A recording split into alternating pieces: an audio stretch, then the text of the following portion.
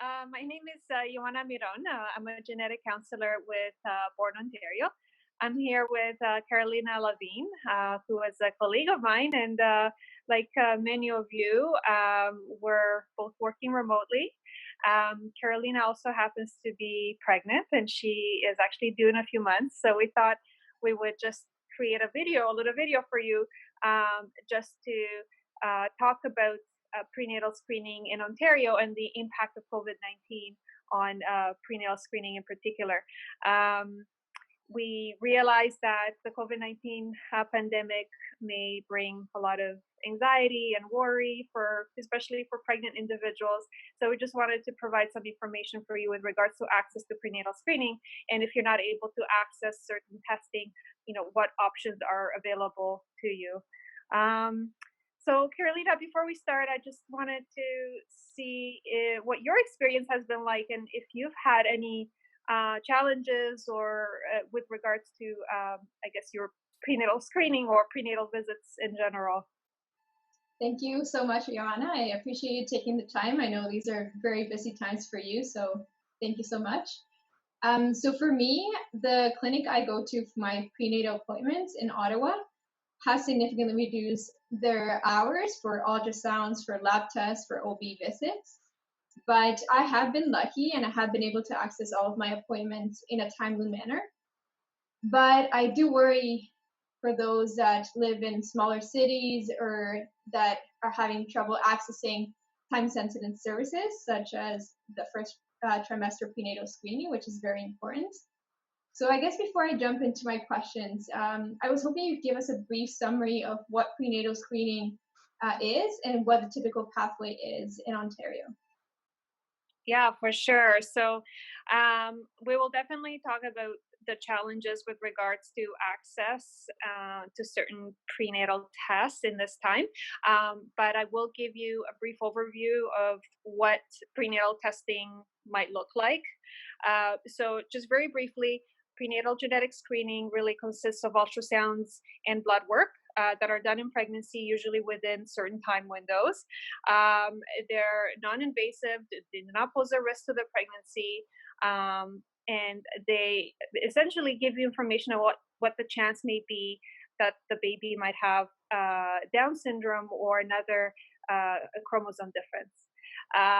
These tests are also optional, so it's a matter of you deciding whether this is information that you want to have during your pregnancy.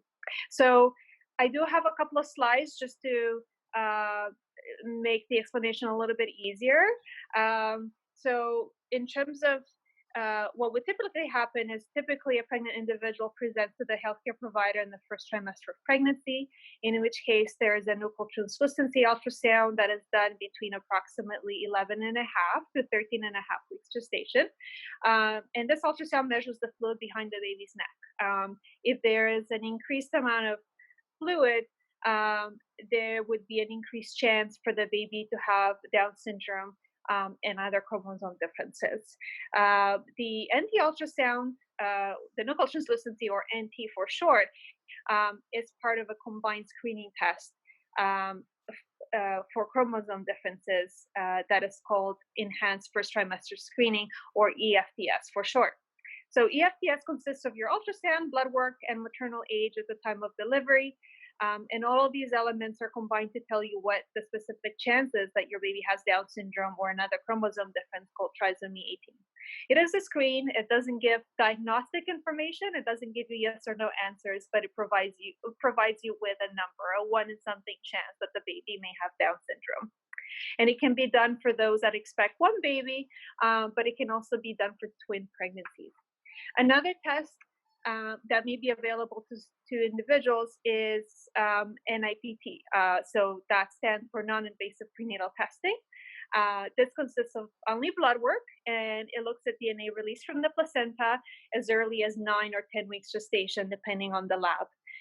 It is still considered a screening test, but it is more accurate than EFTS. And it screens for the same conditions, Down syndrome, trisomy 18, and other chromosome differences as well. NIPT is covered by OHIP if specific circumstances are met. individuals may choose to start with NIPT before without doing the enhanced first trimester screen. In that case, we still recommend that an NT ultrasound is done just because it can provide us with some additional information about the health of the baby. Other individuals might choose to have enhanced the EFTS first, and then depending on those results, they may choose to have NIPT. If someone screens positive through the EFTS, OHIP will actually cover the NIPT.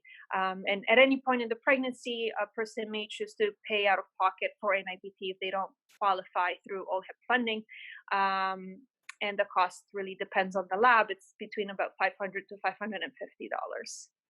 So my first question is, how has the pandemic affected access to these services in Ontario?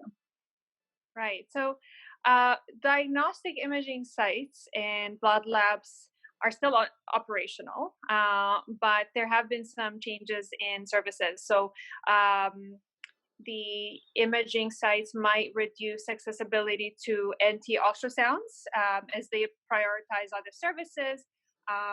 Blood labs may also have reduced their hours of operation, and some sites might have closed altogether. So I would say before going for your blood test or for your ultrasound, just check with the individual site to make sure that they're still operational. And actually, our website does have a very good interactive map where you can find a local NT ultrasound facility, and so you can contact them directly that way. I guess the other issue is that some individuals might be in self-isolation. So you can imagine if the NT ultrasound can only be done between 11 and a half weeks and 13 and a half weeks gestation, and someone is in self-isolation, they can easily miss that time window. So I think that the main concern is that there might be a decrease in access to the nuchal translucency ultrasound for these various reasons. It is more of a theoretical risk right now. I don't think there's been a large drop that's been reported, but of course that can change depending on how things progress. So we have been working closely with the Ministry of Health to try and be proactive and have contingency plans in case someone is not able to access nuchal translucency ultrasound. So we want to make sure that every pregnant person in Ontario has access to good quality prenatal screening. So then, what options are there available for pregnant individuals if they do miss their first trimester prenatal screening window because of either limited access to ultrasounds or because they are in self-isolation? Right. So I think the main point that we want to get across is that you can still have good quality prenatal screening. So let me just show you a couple more slides. Essentially, if you're not able to access NT ultrasound, the EFTS cannot be completed.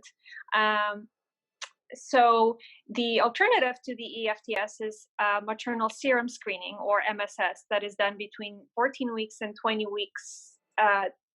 20 weeks and 6 days gestation, so almost 21 weeks, and it is covered by OHIP. The maternal serum screen does not require ultrasound information, so it just looks at hormones in your blood, and it combines that information with a maternal age to give you information about Down syndrome and trisomy 18. In the light of the pandemic, some recent changes have been implemented to increase its performance, so it's now very similar in terms of performance to EFTS. So if you choose to go that route, you'd still be getting a good quality screen.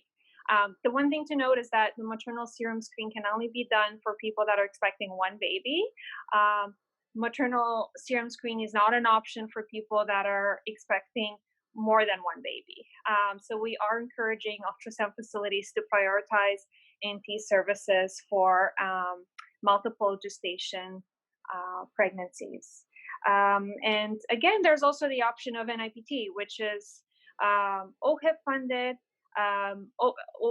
or self-funded, and it can be done if you're expecting one baby or if you're expecting twins. Now, if you are carrying twins and you you just haven't been able to get an NT ultrasound, um, the Ministry of Health will temporarily fund NIPT for twin pregnancies until for a limited amount of time. So it's really just until July 6th. Because maternal serum screening is not an option for twin pregnancies. And like I said before, we want everyone in Ontario to be able to have a good quality screen if they choose to go that route. So, as a last question, I was wondering if you had any recommendations or helpful resources that you would like to share with pregnant individuals? Right. So certainly our website, prenatalscreeningontario.ca. It has a lot of information on prenatal screening in general, and we do have a special section on COVID-19 and pregnancy and prenatal screening in particular. And there's also other resources that you can find on the site as well. One other thing that I will mention is that there is Omama, which is a website and also an app generated by Born Ontario, and it has a lot of great information about pregnancy in general based on an individual's gestational age, and it has a lot of Ontario-based resources. If you or your healthcare provider, if you have any questions, feel free to give us a call. You can see our phone number here listed, or you can email us. And I hope this video was helpful for you. Thank you so much, Joanna. That was very helpful.